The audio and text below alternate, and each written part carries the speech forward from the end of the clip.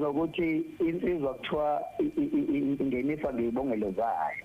Yabona nje nani njoba nithi nje wena mgcwaliso mabhida wena wahlukanisa unyaka zibongelo zami le. Kodwa manje ungenabongelo insizwa uvela uthiwa nje hayi ngena ndoda siyakwamukela uyabona.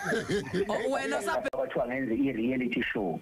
Angizothatha amavidiyo amadala la komputuzeko mhlawumbe amavidiyo amadala ngowina amavidiyo amadala cha ngizoshaya i-reality yamanje. Kuzobonakala abantu befaka imponyo, kubonakala abantu bebehlangene besizwa kade kungena insizwa lapha kwaManqele ikhuluma lapha. Ngeke nguzibo ukuthi ukumenshini igama lami okuyinto enhle kakhulu. Nami futhi ngibona ukuthi ukumenshini igama lakhe uyinto ebalekile ngoba lensizwa bafowethu ufuna sikhulume iqiniso ukuthi insizwa lelo wayisiza ukuthi ithi bayifike endimeni besibona ukuthi insizwa enganceka nayo ile yakwaMpungose ngoba lokho kwakwenza ukuthi wonke izinto mina ezinhle ngishelayo nabo bazeyicabanga nanokuthi futhi bangabe ibiza mina njengoba ningibizile isigqomezo bese ngifake endalo ngoba uzona kodwa kahle ngile lapho ngifuna ukuthi ke ngiyafisa ukuba kuphela lama reality show uSBC avula ithuba la khona abantu abazovota beyisholo bona ukuthi iyiphi show ehambe phambili.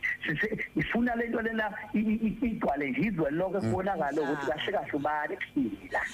Ngiphatheka kabi uma ufika lapha ngoba abaculi laba babecula ngempela hayi indaba yokudlala hayi njengamanje umuntu osenzela thatha ubrand ukuthi awufake bese ethi umculo babe kwaculwa lapha futhi ke kwacula indaba yokudlala so ingakho ngithi lama benefits kahle kahle awabo yo lama show lawa kumele kahle kahle kube khona ngempela into esithi siyakuveza ukuthi awamaqhawe ayilola lomculo ngoba namhlanje umculo usesigabeni ehlonishwayo ngenxa yabo. Ngalelo uma igqoka elisha lingaqhamuka lithi yenzani ingoma namhlanje ungavuma?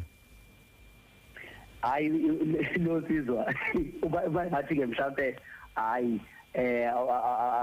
akalokhu uzagcobe cha ngathi mhlawumbe singagqoka cha umculo nakekho ubafona futhi abamanga akawazi umculo ayike ngize umculo nomuntu akwazi ukucula ngayiculela nesizwe ezincane ngoba ezafika ezicula abafana abaculayo ayike lokele mfowethu sibuya kakhulu uKhuzani uKhuzani FM sibabuzela umbuzo ofanayo ke igcokama lithe ayike Khuzani usho kwakhe so leyo ke imbono yabo mlelo Khuzani.